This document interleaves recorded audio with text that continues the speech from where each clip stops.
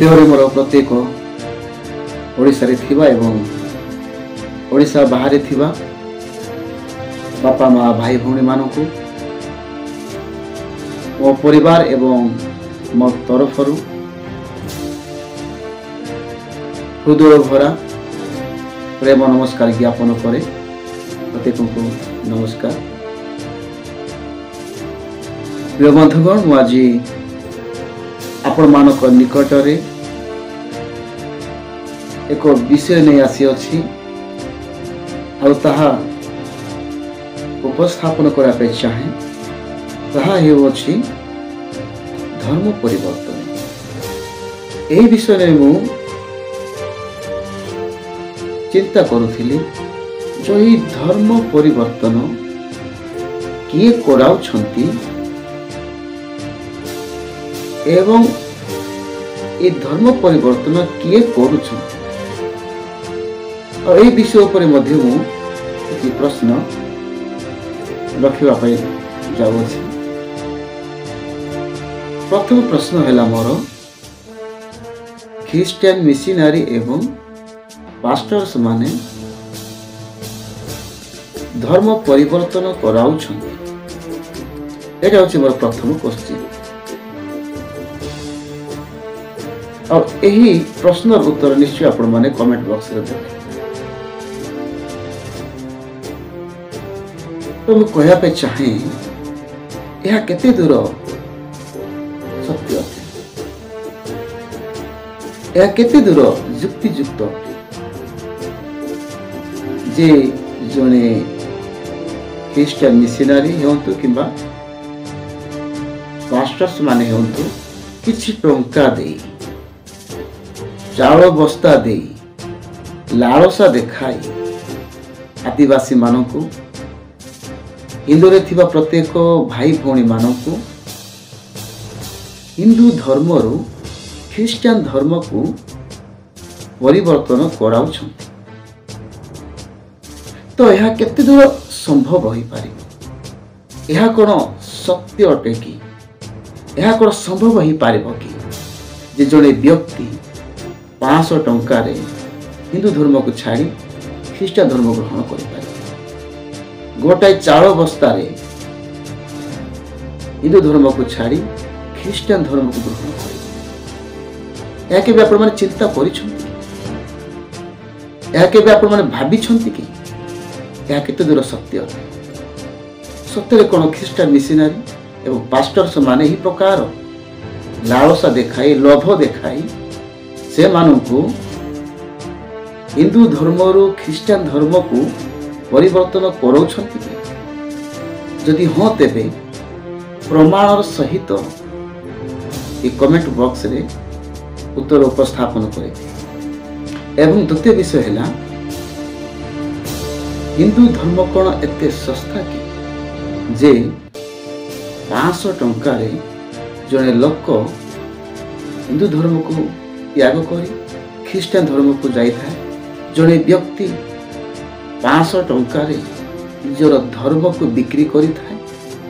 एते सस्ता ही 500 टंका रे गोटे चाउल बस्ता रे निजर हिंदू धर्म को बिकी दे हिंदू धर्म को छाड़ी से ख्रिस्टान धर्म ग्रहण करी था। तो प्रिय बंधु यही विषय को चिंता करो एवं चिंतार सहित उत्तर दियंतु। मु चिंता करुथिली हमर लोक माने आदिवासी माने एते मात्रा रे अभाव रे नाहंती से।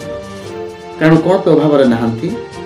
कारण से माने सरकार को ठारू अनेक सुजोग सुविधा पाउ अछंती। सरकार से मानकु अनेक सुजोग सुविधा जगाई देउ अछंती। देखंतु मास पुरिले 2 टंकिया चाउल मिलुछि। पुणी घर करिबा पाई प्रधानमंत्री आवास योजना जगाई दिया जाउछि। पुणी आज अनेक सुविधा रही अछि जहा कि सरकार को ठारू सुजोग सुविधा लोक माने पाउ अछंती। से काया योजना हेउ किबा सुभद्रा योजना है ଏହି ପ୍ରକାର ଭାବରେ ଲୋକମାନେ ସୁଯୋଗ ସୁବିଧା ପାଉଛନ୍ତି। ଆଉ ଗୋଟେ ବିଷୟ ହେଲା, ଯଦି ଜଣେ ବ୍ୟକ୍ତି ଜଣଙ୍କର କାମ ମିଶି ଯାଆନ୍ତି, କୁଲି ଯାଆନ୍ତି, ତେବେ ସେ 300 ରୁ 500 ଟଙ୍କା ମଧ୍ୟ କମେଇଥାନ୍ତି। ଦିନ ମଜୁରୀ ସେମାନଙ୍କର 300 ରୁ 500 ଟଙ୍କା ମଧ୍ୟ ପାଇଥାନ୍ତି। ତେବେ କି ଦରକାର ପଡ଼ିଅଛି, କ'ଣ ସେମାନଙ୍କର ଦରକାର ପଡ଼ୁଅଛି ଯେ 500 ଟଙ୍କାରେ ନିଜର ଧର୍ମକୁ ବଦଳେଇ ଦେବେ, ନିଜର ଧର୍ମକୁ ଛାଡ଼ିଦେବେ, 500 ଟଙ୍କାରେ ନିଜର ଧର୍ମକୁ ବିକିଦେବେ, 500 ଟଙ୍କାରେ ନିଜେ ନିଜକୁ ବିକିଦେବେ। ଏହା କେତେ ଦୂର ସମ୍ଭବ? ଏହା କେତେ ଦୂର ଯୁକ୍ତିଯୁକ୍ତ? ଟିକେ ଆପଣମାନେ ଚିନ୍ତା କରନ୍ତୁ, ଟିକେ ଆପଣମାନେ ଭାବନ୍ତୁ, ଏହା କେତେ ଦୂର ପର୍ଯ୍ୟନ୍ତ ସତ୍ୟ। ସୋସିଆଲ ମିଡ଼ିଆରେ ଦେଖିବାକୁ ପାଉଅଛୁ, ତପି ମିଶ୍ର ଭାଇ ସେ କହୁଅଛନ୍ତି କି ଖ୍ରୀଷ୍ଟିଆନ ମିଶନାରୀସ୍ ମାନେ, ପାଷ୍ଟର୍ସ ମାନେ କିଛି ଟଙ୍କା ଦେଇ, ଚାଳ ବସ୍ତା ଦେଇ, ସେମାନଙ୍କୁ ଲାଳସା ଦେଖାଇ, ଲୋଭ ଦେଖାଇ ହିନ୍ଦୁ ଧର୍ମରୁ ଖ୍ରୀଷ୍ଟିଆନ ଧର୍ମକୁ ପରିବର୍ତ୍ତନ କରାଉଛନ୍ତି। ଅଯଥାରେ ସେ କଥାବାର୍ତ୍ତା କରୁଛନ୍ତି। ଏହା କ'ଣ ସତ?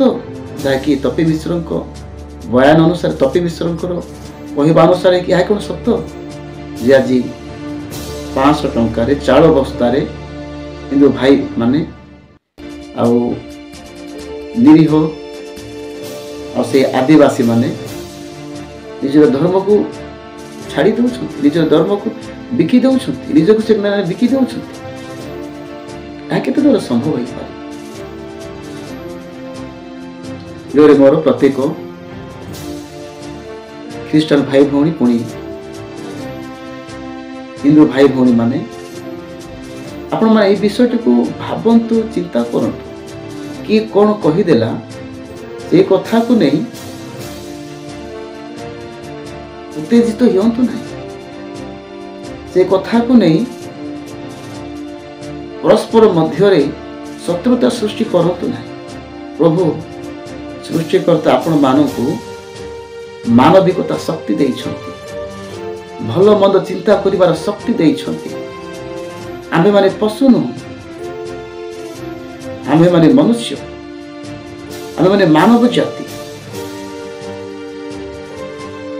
ଆମମାନଙ୍କ ସୃଷ୍ଟିକର୍ତ୍ତା ଚିନ୍ତା କରିବାର ଶକ୍ତି ଆମମାନଙ୍କୁ ଦେଇଛନ୍ତି, ଭଲ ମନ୍ଦ, ଭୁଲ ଠିକ ଜାଣିବାର ଶକ୍ତି ପ୍ରଭୁ ଆମମାନଙ୍କୁ ଦେଇଛନ୍ତି। ଆମେମାନେ ଚିନ୍ତା କରିବା, ଆମେ ବିଚାର କରିବା, ଏହାକି ସତ୍ୟ, ଏହାକି ବାସ୍ତବିକତା, ଏବଂ ନିଜର ଉତ୍ତର, ନିଜର ମତାମତ ଆମେ ପ୍ରକାଶ କରିବା। ଧନ୍ୟବାଦ ଆପଣମାନେ ସମସ୍ତେ ମୋର ଭିଡ଼ିଓ ଦେଖୁଥିବାରୁ ପ୍ରତ୍ୟେକଙ୍କୁ ପୁଣି ନମସ୍କାର ଜଣାଏ। ମୁଁ ଏତିକିରେ ରହିଲି। ଯଦି ଆପଣମାନଙ୍କର ଭଲ ପାଇବା ଅଛି ତେବେ ନିଶ୍ଚୟ ଆଗକୁ ମୁଁ ଆଉ ଏକ ଭିଡ଼ିଓ ନେଇ ଆପଣମାନଙ୍କ ସମ୍ମୁଖକୁ ଆସିବି। ଏଥିରେ ରହିଲି। ପ୍ରତ୍ୟେକଙ୍କୁ ମୋର ନମସ୍କାର।